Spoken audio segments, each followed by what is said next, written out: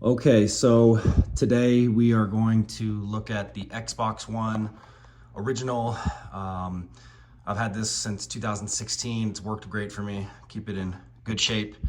However, recently, a problem that has come up is you'll press the button here, the power button, and it will just make a slight sound, fading sound, kind of something like this.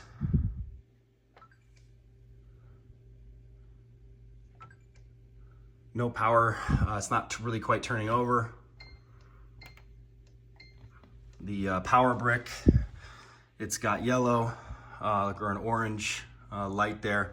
So this has been a common thing, I think, for a lot of Xbox owners who have owned for a while, taking good care of it though.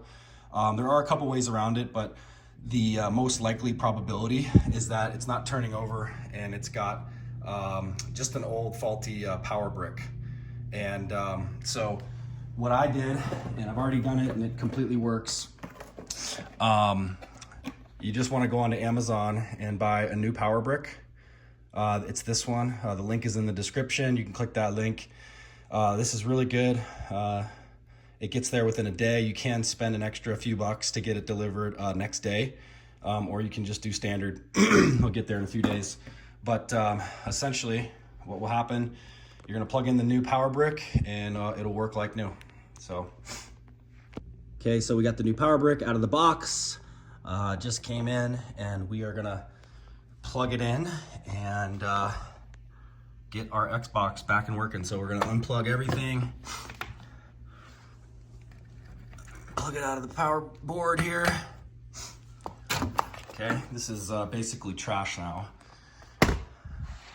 But we'll go ahead and get this guy set up. So,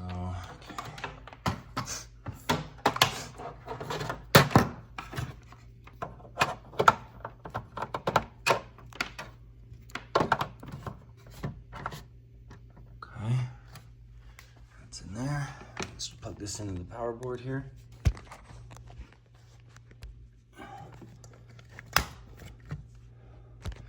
And immediately when you plug it in, you'll see this. You'll hear it kind of turning, kind of show that it's on.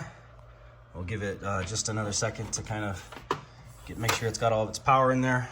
And there you go. And here we go. There you go, just like new. So again, link in the description. If you're having problems and you're hearing that faint sound on Xbox, it is the power brick. This is something that we've been working on, or I've been having issues with for quite a while. Sometimes it'll work, sometimes it won't.